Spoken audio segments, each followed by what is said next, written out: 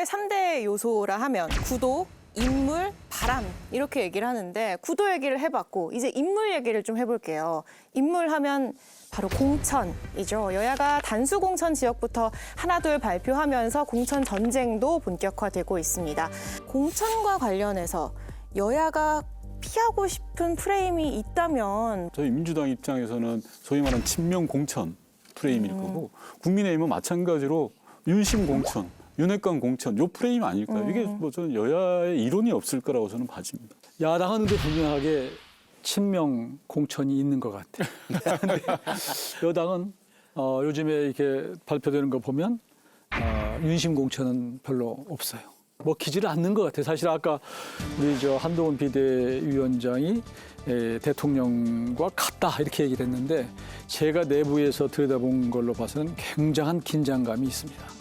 공천을 둘러싸고 이렇게 겉으로 충돌하는 모습이 안 보일 뿐이지 그런 굉장한 긴장감 속에서 이루어지고 있고 그 결과가 지금 시스템 공천이라는 이름하에 지금 나오는 것인데 초기에 나오는 여러 가지 공천의 결과에 대해서는 아주 호평을 하고 있는 것이 아닌가 저는 그렇게 평가를 하고 있습니다. 이제 국민의힘은 그동안은 이제 윤석열 대통령이 이준석 대표 끌어내리고 나경원 날리고 유승민 날리면서 안철수 날리고 그러면서 5등을 1등으로 만들었거든요. 김기현 대표를.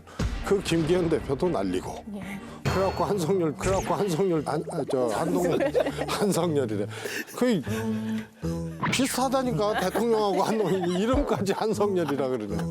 하여튼 그래서 한동훈 비대위원장도 왔단 말이에요. 예. 그래서 이런 과정들을 보면서 윤 대통령이 그야말로 집권 여당 국민의힘을 너무 좌우지하고 꽉 잡고 있다. 윤심 공천이 분명히 이루어지는데 한동훈 위원장이라는 아주 독특한 캐릭터. 그래서 본질을 감추기 위해서는 엄청 현란하고 바빠야 되거든. 그다음에 손바닥도 계속 이재명 대표 때려야 되고 그러니까 지금 헷갈리고 있어서 그것이 제 관점에서는 저는 굉장한 쇼인가. 굉장한 헐리우드 액션이 지금 이 조금 가리고 있는 그것 때문에 가리고 있는 형국이다. 그런 점에서 친명 공천 프레임과 윤심 공천이냐 한심 공천이냐 요 프레임에서는 현재까지는 제가 보기에는 민주당이 조금 열위에 있는 그런 이 공천 프레임 싸움이 아니죠. 긴장해야 된다. 정확히 분석을 잘 해주신 것 같아요. 그러니까 그쪽에 계속 유리하게만 아까 이제 하면은 태양 이야기하고 분석 손바닥 잘했다고 이야기하고 윤심하고 한심까지 이제 일단 윤심에 대해서는 일정 정도의 저항하는 이제 당내 분위기가 있다는 걸 인정을 하신 건데 민주당은 그런 것조차도 없잖아요. 그냥 친명이냐 아니냐 이걸로만 되기 때문에 전 민주당 이야기 더 이상 말씀드릴 게 없고 윤심 공천, 친윤 공천은 우리는 절대 피해야 됩니다. 이거 하는 순간 우리가 2016년에 이른바 진박 공천으로는 예. 다 우리가 당했던 거랑 똑같은 거게 되기 때문에 그거 안 하려고 한동훈 비대위원장이 온 거고 우리 이용호 의원하고 제가 열심히 당내에서 쓴소리 하는 겁니다. 중요한 것은 오히려 용산 출신과 친윤 출신에 대한 오히려 특혜가 없다라고 하는 저는 그게 이번 공천의 저는 핵심 컨셉이라고 생각합니다. 근데 조금 저는 생각이 다른데요. 아직 공천 시작도 안 했습니다. 예, 진행 중이죠. 본질은 이제 지금 평가할 단계가 아직 아니에요. 이제 킥오프 정도 했다고 보면 된다고 생각해요. 이제부터 좀 평가를 해보자고 하려 그렇죠. 했는데 근데 평가할 아직은 단계가 아니라. 평가할 단계가 아닌 게 왜냐하면요. 지금 나온 것만도 평가를 한번 해보시죠. 왜냐하면 본질이 빠져 있습니다. 영남에서 국민의힘에서 영남 중진들을 다른 데로 배치를 했잖아요. 빠진 자리에 윤심, 윤핵관들이 가면 똑같은 거예요. 예. 그건 똑같은 거고. 2말 3초, 3월 초 지나야 이게 본격적으로 공천의 극장이 열린다라고 보죠. 아직 시작이라 했지만 그래도 지금까지 해온 저는 네. 그 점은 지금 평가를 내릴 수 없는 시점인 거는 맞는데 예. 아무튼 지금까지 진행된 거 있잖아요. 그거는 제법 했어요. 집권 여당의 하나의 이 환경이나 조건이 좋죠. 정리하고 조정하는데. 왜냐면 여당이니까 다른 기회를 줄 수도 있고 또 현직 대통령이 있고 권력이 있고 하여튼 힘이 있으니까 중진들도 그렇게 했을 때 받아들이고 그래서 중진 의원 조금 재배치하기 위해서 물꼬를 트고 그다음에 수도권은 말씀드렸지만은 별로 쟁점 지역이 없어요. 현역이 거의 없기 때문에. 그래서 제가 보기에는 그야말로 득표력이 좀 있는 사람 중심으로 했어. 강서 김성태 의원 전 의원 지역 빼고는. 그래서 무난하게 쉬운 숙제를 현재까지 한 건데 모든 지뢰밭은 TK, PK 쪽에 있는 거예요. 그래서 지금 대통령실 출신들 중에 지금 한 17명이 그러니까 38명이 나왔는데 출마 선언을 했는데 그중에 절반이 영남에 있고요. 여기 검사 출신들은 또 이건 카운트를 안 한 거야. 대통령실 출신들만.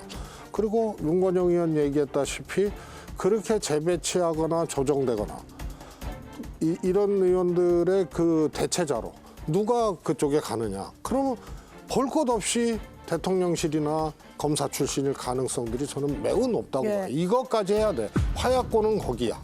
하나씩 좀 뜯어볼게요. 윤심 공천, 용산 공천 하는 거 아니냐라는 우려가 있었는데 일단 단수 공천자 명단만 보면은 대통령실 인사가 크게 눈에 띄지 않습니다. 대통령실 출신 인사가 처음으로 보수 텃밭에 공천됐습니다.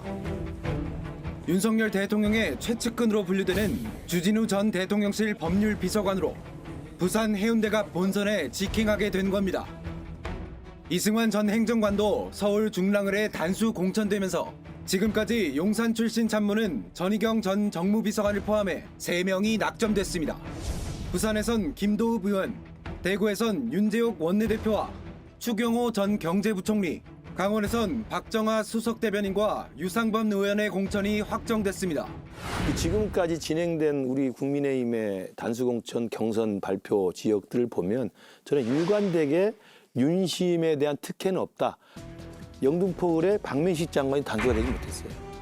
더 놀라운 건 충남 홍성 예산에 강성규 수석이 단수가 되지 못했어요. 이건 뭐냐면 간단합니다. 대통령실에 대해서는 단수는 절대 안 돼. 다만 경선까지는 오케이. 너희들 경선의 링에는 올려놓는다. 그 대신 너희들이 알아서 살아라. 라는 겁니다. 이건 대통령이 했던 워딩이에요. 이건 뭐냐면요. 한동훈 위원장의 고도의 계산이 있는 거예요. 서울부터 시작한 이유가 뭘까요? 서울, 경기, 충청으로 한 이유가. 거기서 그렇게 원칙을 정해서 보여주면요. 영남에 가 있는 수십 명의 용사 출신이 그래 우리 기껏해야 경선이구나. 반발할 수가 없어요. 그 원칙이 깨지지 않느냐. 저는 그건 분명히 지켜보시면 제가 100% 내기할 수 있습니다. 우리 김근식 교수가 말씀하셨듯이 오히려 역차별을 받고 있는 거예요. 지금 예를 들어서 의원 지금 비서관이 강남으로 신청했잖아요. 예. 경기도 가서 경쟁력 갖고 될까? 근데 분위기가 이미 그렇게 흘렀어요. 이미 경기도 가야 될 것 그러니까 같아요. 그래서 누구나 다 희생하지 않으면 안 될 것처럼 험지 안 가면 안 될 것처럼 되는 분위기가 지금 형성됐어요. 그러니까 중진인들 지금 갑자기 지역을 바꿔서 되기가 어려워요, 사실은. 왜냐하면 그건 유권자에 대한 무시입니다. 그러니까 그럼에도 불구하고 당에서 그런 분위기가 형성돼 있어서 내가 요청을 받으면 그걸 거부하기 굉장히 힘든 상황이 됐고 나머지 부분도 역시 똑같이 지금 야당에서 얘기한 대로 그 지역에 그러면 누가 올 거냐, 검사가 오냐, 대통령 비서가 오냐, 이게 참 보고 있어서 못하는 거예요. 근데 거기에다가 지금 한동훈 비대위원장의 스타일이 하여튼 그 원칙을 벗어나는 것을 용납 않는 스타일이어서 저는 거의 경선으로 갈 거라고 저는 그렇게 봅니다. 죄송한 말씀인데 아마 그렇게 바라시고 계실 거라고 생각을 합니다. 그렇게 믿고 있습니다. 네, 특히 김근식 교수님 출마하셔야 되니까 당연히 그렇게 가셔야 되죠. 그럼요. 예. 근데 영남 중진들의 결단이라고 말씀을 하시지만 서병수 의원님, 조혜진 의원님, 김태일 의원님 모두가 공통점이 있어요. 비윤이에요. 그러니까 지금까지 나름 교통 정리를 한 내용들을 보면 윤핵관들은 손가락 하나 건드리지를 못한 거예요. 이분들이 나간 자리에 누가 오냐라는 거예요. 결국 친윤이 올 거다라고 봐지는 거죠. 왜? 지금까지 건드린 사람들을 보면 다 비윤이나 아니면 지나가신 분들만 건드렸기 때문에. 아니 그건 제가 다르게 말씀드릴게요. 정치라는 게 현실이잖아요. 그러니까 지금 비윤, 비주류 이런 사람들이 경쟁력이 있어요. 실제로 보면. 인지도도 높아요. 그러니까 늘 충성하고 이런 사람들은 권력의 내부에서 힘을 가질 수 있지만 일반 국민들이 볼 때는 경쟁력은 떨어져요. 그러니 어떤 지역에 예를 들어서 험지에 보낼 때 친윤 보내면 그건 당연히 떨어지는 거예요. 그러니까 할 수가 없어요, 그 부분은. 야당에서 눈을 부릅뜨고 그래 검사만 심어봐라 라고 했는데 검사 심겠습니까? 가장 상징적인 게 2명이잖아요. 해운대 갑에 가 있는 주진우하고 강남 우리 신청한 이원모입니다. 주진우 입 다물고 윤의 윤자도 말을 하지 않고 있습니다. 지금 분위기 별로 안 좋아요. 이원모 지금 강남 우리 못 가는 거 아닙니까? 이런 상황이라는 점을 제가 말씀드립니다. 아니 일단요 말씀드렸다시피 현재 수도권 중심으로 물론 이제 충청권 일부 있었습니다만 수도권 중심으로 쉬운 숙제를 한 거예요. 이걸 놓고 마지막 맞춤표 찍은 것처럼 평가해서는 안 된다는 거고 그다음에 두 번째로는 왜 영남이냐 왜 TK냐 여기는 경선하면 져요. 경선 안 할 수 있는 제도적 뒷받침이 몇 개 있어요. 첫 번째는 여당의 힘을 갖고 집권당의 힘을 갖고 조혜진, 서병수, 김태호 등등을 조정을 하잖아요. 현역이 불출마한 곳은 전략지역구로 선정할 수 있는 할 수 상황인 있는 거죠. 그다음에 거기 룰이 그렇게 돼 있잖아요. 의원 평가 하위 10%, 차 떼고 포 떼고 한 7명 정도 되잖아요. 여기도 영남에 집중돼 있다는 거예요. 그다음에 그 뒤로 30% 페널티 주고 이러는 거 있잖아요. 그것도 엄청난 거거든요. 이거 설득 작업 들어갈 겁니다. 그래서 이렇게 경선을 하면 대통령실 출신이나 그 검사 출신들이 이길 수 없는 지역이 현역이 몰려있는 영남이거든요. 그러기 때문에 각종 제도를 활용을 해서 솎아내고 잘라내고 그다음에 조정하고 이러면서 비워놓고 그래서 여기에 누가 가느냐에 초점을 맞추고 있는 거죠. 그거 보시면 알겠습니다. 예. 된다니까요. 여당에서는 시스템 공천이 작동한 지금까지 거다. 김근식 의원님이 국민의힘에 대해서 예측하고 전망하고 두고 보라고 한 것 중에 두고 볼 게 하나도 없었어요. 다 틀려가지고. 이번에 진짜 두고 보세요. 그게 판도라에서만 지금 한 10번째 얘기하는 거야. 첫 번째예요.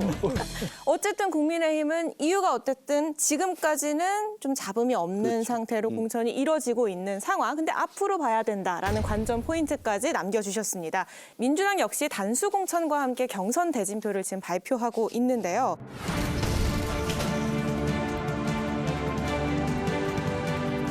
아무래도 그 논란의 소지가 없는 그런 지역들부터 저희가 발표를 하고 있습니다.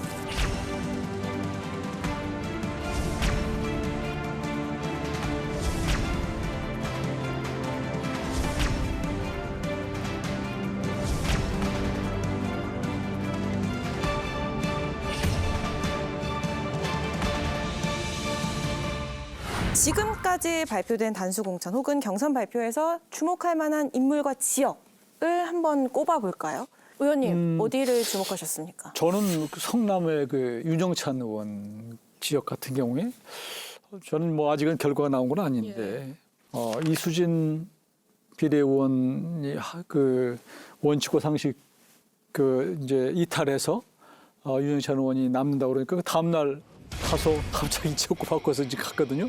그 결과가 어떻게 될지 정말 궁금해요. 결과가 너무 네. 궁금한 지역구. 그러니까 그래서 야 이게 진짜 경선으로 갔을 때 그러면 이길 수 있어서 간 거냐 아니면은 이 당내에 보이지 않는 뭔가 귀띔을 해줘서 간 거냐 그 결과 보면 대충 나올 것 같아요. 근데 거기 말고도 여러 군데 보면 친명을 어떻게든지 좀 심으려고 하는 뭐 진짜 친명도 있고 아닌 경우도 있겠지만 그런 것들이 현상으로 좀 나타나고 있다. 그래서 그런 몇 군데 지역이 매우 사실은 개인적으로는 궁금해요. 근데 그 중에서 제일 지금 민감한 부분은 임종석 전 실장이 가려고 하는 중성동 갑 아닙니까? 과연 임종석 전 실장의 그 지역구를 민주당이 과연 컷오프 시켜서 다른 데로 옮길 것인지 컷오프를 안 시킨다 하더라도 임종석 전 실장과 누구를 그러면 경선을 붙여서 그 경선의 결과는 어떻게 나올 것인지 이게 저는 관전 포인트라고 봐요. 다른 데도 많이 있습니다만 임종석 실장이 갖고 있는 상징성이 있기 때문에 비명이 떠난 그 자리가 모자라니 이제는 친문까지도 솎아내야 되는 이 수요 공급 원칙상 친명계의 어떤 강력한 요구에 의해서 결국 친문 몇몇들도 솎아내려고 하는 지금 의도가 저는 눈에 보인다 이렇게 말씀드립니다. 예, 수석님 민주당은 저는 뭐 임종석 실장, 임종석 실장. 예, 비명은 탈당했잖아요. 이재명 대표에 대해서 문제 제기하고 하다가 스스로 떠난 거거든요. 그런데 탈당도 하지 아니하고 떠날 필요도 없고 이재명 대표에 대해서 소위 말해서 비판하고 저격하고 이런 것도 하지 않았던 임종석 전 실장이 과연 어떻게 될 거냐. 이게 뇌관 중에 뇌관이에요. 이 문제를 잘 처리를 못하면 소위 말해서 명문 정당을 얘기했잖아요. 현재 계시는 직전 대통령 문재인 대통령 이 민주당이 이 배출한 대통령 아닙니까? 이재명 대표가 양산 가서 두 분이 그렇게 얘기를 했단 말이에요. 좋았어요. 통합이에요. 손 잡은 거예요. 하나가 된 거예요. 예. 그런데 거기서 일했던 비서실장 임종석이라는 이 상징성이 있는 사람은 공천에서 탈락시키고 이렇게 되면은 이거는 명문정당이 안 되고 제가 문명 파괴가 되는 거예요. 그래서 이거는 뇌관 정도가 아니고 엄청난 이건 후폭풍이 있고 총선을 치를 수 있는 동력 자체가 제가 보기엔 멸실이 될 수도 있는 이런 거기 때문에 요게 아주 민주당에서는 이제 저 얘기부터 해볼게요. 선생님의 저 부분을 제발 편집하지 말고 제대로 좀 써주세요. 저 얘기부터 진행자 흉내 내지 마세요. 지금 말 보니까 편집을 많이 저 얘기부터 하시더라고요. 해볼게요. 내관 정도가 아니라 이거는 공천 전체를 이 좌지우지하는 중요한 공천이 될 거다라는 얘기셨는데 두 분이 청와대에서 또 같이 근무를 하셨잖아요. 최근에 좀 연락을 해보셨어요? 네, 연락하죠. 네. 임종석 실장은 많이 답답해합니다.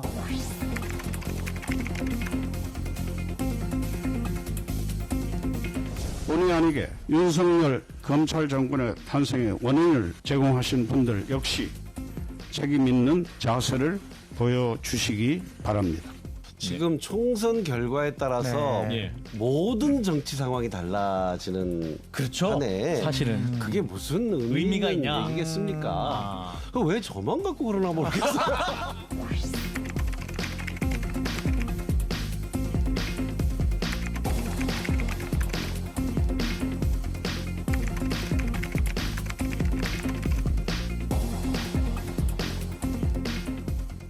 본인은 민주당이 총선 승리를 위한 길을 가고자 하는 건데 결과치로서 당내에서 이러저러한 또 소란이 있고 갈등이 있고 예. 라는 것 자체가 본인은 되게 답답해하죠. 지난 대선 패배의 책임론으로 번져버려 그렇죠. 소모적인 논쟁으로까지 번져버린 거죠. 그에 따른 책임 본인에 대해서 여러 가지 부담들이 많아서 답답해합니다. 추미애 전 장관은 만나고 임종석 전 실장은 안 만나는 이유는 뭐라고 보세요? 대표 생각을 제가 어떻게 알겠습니까? 그거는 두 분 다 답변하기 곤혹스러워요. 아니, 아니요, 근데, 제가- 근데 수석님은 이재명 대표랑도 가깝고 나는 답변할 것 같아요? 아니 왜 저를 또? 아니 이재명 대표랑도 가깝고 임종석 전 실장이랑도 가깝기 때문에 특히 중간다리 역할을 할 수 있지 않을까 싶은 생각이 들어서 아니 문명 충돌로 비화되는 순간 지금 제가 볼 때 최수석도 이재명 대표 좀 껄끄럽죠. 제가 보기에는 이번 총선을 대하는 임하는 입장이 이재명 대표는 좀 특수한 것 같아요. 그러니까 승리가 꼭 목표는 아니라고 봐요. 물론 승리하면 더 좋겠지만 이재명 정당을 내가 사당화를 해서라도 확실하게 그립을 갖고 가야 되겠다는 게 첫 번째 같아요. 그래서 임종석 이제 전 실장 같은 경우에 견제하는 이유가 첫 번째는 이게 자칫 두면 이게 나중에 위험 요인이 될 수 있겠구나. 그걸 중심으로 해서 친문 세력이 친문 의원들이 세력화될 수 있다. 이러니 싹을 잘라야 되겠다는 생각을 갖고 있다. 그리고 본인이 하여튼 당을 확실하게 결속시켜서 앞으로 다음 대선 때까지 어떻게든지 끌고 나가서 다시 대선에 붙어서 이기는 이것만 생각하기 때문에 공천이든 뭐든 이런 시스템 공천 무슨 이런 게보다는 나한테 충성할 수 있는 사람들을 더 많이 심어야 되겠다. 라는 데 더 앞서 있는 것이 아닐까. 저는 밖에서 볼 때의 그림이 그렇습니다. 이재명 대표는 이미 대선 경선에서 이겨서 민주당 후보로 나가서 간발의 차이로 패했잖아요. 그래서 이재명 대표는 이미 대중적 지지도, 특히 민주당 당원들 지지자들의 지지 이런 게 압도적이기 때문에 의원 숫자에 연연해서 자기 사람을 많이 심어서 이재명 그룹 정치를 하고 이걸 토대로 대선 후보가 되고 집권을 하고 이럴 수 있는 프로그램을 가져갈 하등의 이유가 없는 사람이 이재명 대표예요. 그래서 별로 자기 사람 심는 것이 정치적으로 명운을 건 만큼 이번 총선에서 중요하지는 않다. 총선에서 지면 이재명 대표의 미래도 없는 거예요. 끝이에요. 그걸로. 그래서 이겨야 되는 절박함은 어느 누구보다 큰 게 이재명 대표예요. 거기에 임종석 문제가 있는 거예요. 명문정당 이게 깨져버리잖아요. 그러면 이재명 대표 혼자 남는 거예요. 혼자 총선을 치러야 되는 거기 때문에 그런 판단을 안 하시리라고 보고 지금 당을 이 주도하고 있는 공천을 주도하고 있는 이런 등등의 사람들이 또 책임론 같은 거를 얘기해서 흔들 수는 있죠. 그러나 대표는 그렇게 휩쓸려 들어갈 하등의 이유가 없는 거예요. 그럼 다 맞다고 치고 그런데 왜 이재명 대표 아니 왜 자꾸 진행을 하려고 제가 그러죠? 진행 같은 질문을 드리는 거예요. 그래서 임종석 실장의 그 중성동 갑지역구는 어떻게 될 것 같습니까? 제가 답변을 드릴게요. 그거는 결과를 보시면 알 것 같아요. 아니 결과를 네. 공천 탈락해서 네. 근데 한국으로 고정해놓은 네. 복귀할 거를 대비해서 지금 진행자 연습을 진행 욕심을 하고 운운하는 계시는 것 같은데 교수님께서 제가 볼 때 중성동에 대한 결과는 보면 됩니다. 그다음 이재명 대표에 대해서 국민의힘은 총 공격을 하시잖아요. 이재명 대표가 뭐라고 한마디만 하면 뭐 죄송한 표현입니다만 다 달라듭니다. 그러한 공격들이 과도할 정도가 되다 보니까 정치 테러 암살 시도까지 가는 거예요. 우리 정치가. 이재명 대표를 너무 그렇게 과하게 공격할 게 아닌 것 같다라는 생각을 좀 먼저 말씀드리고 임종석 실장 공천 문제는 보자고요. 예. 그리고 예. 지금 보면 결과값이 말해주는 겁니다. 이재명 대표가 거듭 인적 쇄신 필요성을 강조하고 있는데 새술은 세부대에 담아야 한다라면서 메시지를 내놓고 있는데 문제는 잡음이 터져 나올 때입니다.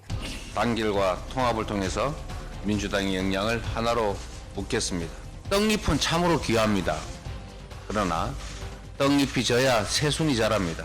세 가지가 또 다른 세 가지를 위해서 양보해야 합니다. 장강의 물은 뒷물결이 앞물결을 밀어냅니다.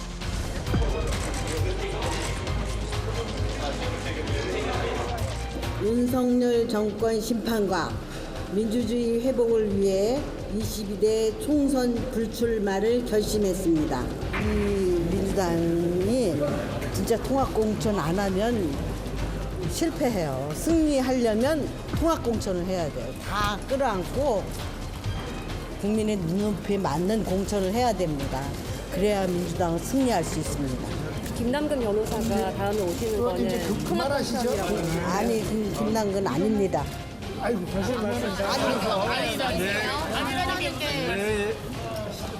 인재근 의원 이재명 대표랑 회동 후에 불출마 의사 밝혔는데 친명계 김남근 변호사는 지지하지 않는다. 이 잡음에 대해서 의원님은 어떻게 보세요?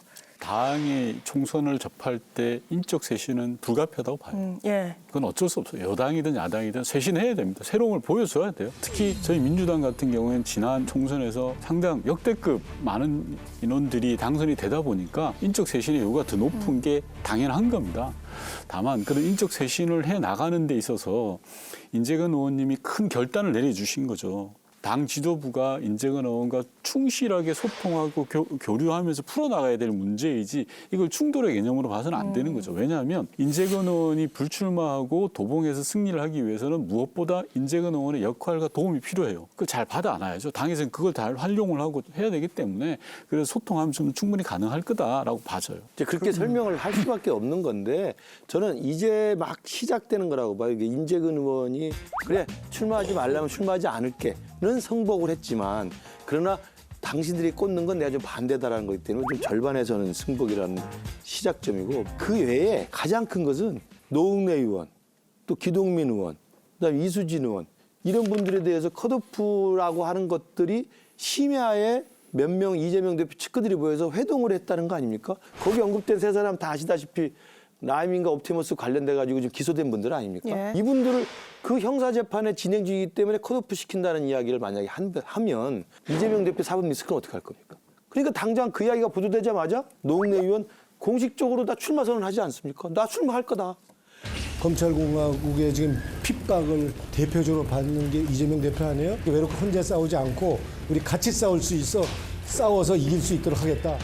그러니까 노웅래 의원 입장에서 이재명 대표가 저렇게 출마하는데 자기는 안 나가겠다 이런 생각하기 어렵지 않을까요? 모든 문제는 이재명 대표에서 비롯되는 것 아닌가 싶습니다. 자기는 억울한 기소고 노웅래 기소는 수긍할 만하다 이런 얘기를 아무리 이재명 대표가 뻔뻔해도 할 수 있겠습니까? 그러니까 사법 리스크를 똑같이 갖고 있는 재판받고 있는 수많은 국회의원들을 당신 재판 받고 있으니까 컷오프 시키거나 불출마해라라고 요구할 때 이재명 대표 당신은 어떻게 할 건데? 이 부분에 대해서 저는 이재명 대표가 결국 마지막에 답변해야 될 굉장히 곤혹스러운 상황이 올 거라 생각합니다. 우선 팩트 체크부터 하면 네. 아까 이제 뭐 심야 회동을 했다, 지도부가 했다라는 건데 그 기사에 나오는 당사자가 그런 사실이 없다라고 공식적으로 이야기를 했습니다. 그래서 아마 뭐 그건 좀 팩트가 아닌 걸로 하고 좀 체크를 오보인 더, 것으로, 예, 예. 오보인 걸로 봐야 되고 국민의힘에서는 계속해서 이재명 대표의 사법 리스크를 이야기를 하십니다. 지난 대선이 끝나고 2년 동안 윤석열 정부에서 너무나 많이 울어먹었어요. 사골 곰탕이 아니라 국물이 안 남을 정도로 지금 울어먹었어요. 선거가 50일도 남지 않았는데 검찰이 이렇게 날뛰었던 적이 없어요. 나서는 수준이 아니라 그냥 아예 그냥 난동을 하고 있어요. 쉽게 말하면. 어떻게 난동을 하고 있죠? 제가 꼭 이야기를 할까요? 예를 들어서 네. 김혜경 여사 법인카드 10만 원 같은 경우에 본인이 모르는 10만 원의 법인카드를 가지고 2년을 끌고 오다가 지금에서야 기소를 합니다.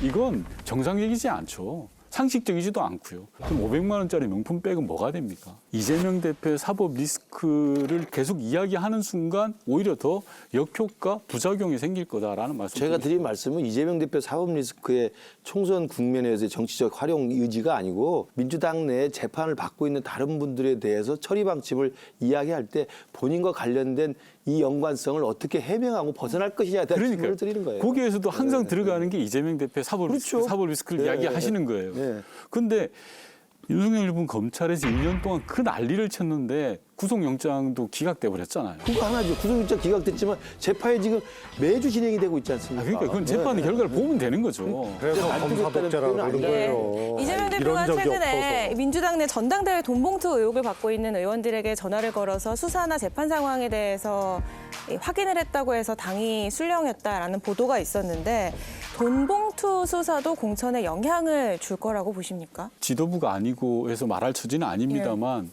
여러 가지가 있을 것 같아요. 돈봉투 사건에 연루되신 분들은 개인적으로 억울함을 호소하세요.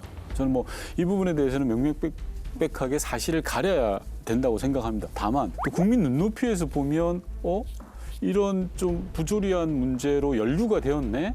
라는 또 시각이 있는 게 사실이잖아요. 그렇기 때문에 지도부는 양측을 잘 봐야 되겠죠. 다만 대표께서 직접 그렇게 인적 쇄신의 한 가운데를 뛰어들 필요가 있을까라는 부분은 조금 저는 논외입니다. 인적 쇄신이 필요하고 당연히 국민 눈높이에 맞는 조치가 필요한데 그건 당내 다른 분들이 해야 될 영역일 수 있거든요. 대표가 직접 하지 않더라도 그런 아쉬움은 좀 있어요. 4년 전에 이해찬 대표는 불출마 선언을 하셨어요. 당대표가. 그리고 총선 관리를 하고 현역 의원들이 교체도 하고 그래서 총선 대승을 했어요. 그런데 지금 사무총장이나 공천을 주도하고 있는 사람들이 검증위 차원에서 자기 지역구의 경쟁자들을 제거시켰거든요. 그런데 이거는 완전히 거꾸로 된 거예요. 그런 분들부터 오히려 헌신을 하고 이러면은 돈봉투 의혹에 쌓인 의원들이 시비를 떠나서 공천 과정에서 커트가 되거나 혹은 설득이 돼서 출마를 못하게 되거나 이런 경우에도 주류의 헌신이나 이런 것들이 있으면은 상당 정도 그런 것들이 설득이 되고 또 정리가 될 수 있는 거예요. 잡음이 그래서 없는데 인적 쇄신은 반드시 주류의 헌신 이런 것들이 전제됐을 때 그 다음에 가능한 거예요. 역시 불세트의 사무총장. 그게 조금 아쉬운 거죠. 불출마 선언 하셨잖아요. 지금 돈봉투를 받았다고는 논란에 있는 의혹을 받는 분들이 공천을 받을 것이냐 이 자체 논란이 되는 것 자체가 결국 다시 이제 이재명 대표의 사법 리스크 얘기를 할 수밖에 없지 않나. 한동훈 비대위원장 같은 경우는 사실은 본인이 불출마를 하고 아예 사실 배수진을 치고 하는 상태와 아무래도 이제 사법 리스크라고 하는 것을 안고 지금 당을 운영하는 공천을 주도하는 이재명 대표와의 차이다. 그래서 이런 논란이 나오는 것이 아닌가. 그럼 결국은 그 결과는 이제 이번 총선에서 국민들이 이제 판단하겠죠. 양당 모두 아직 공천 작업 초기니까요. 앞으로도 지켜보도록 하고요.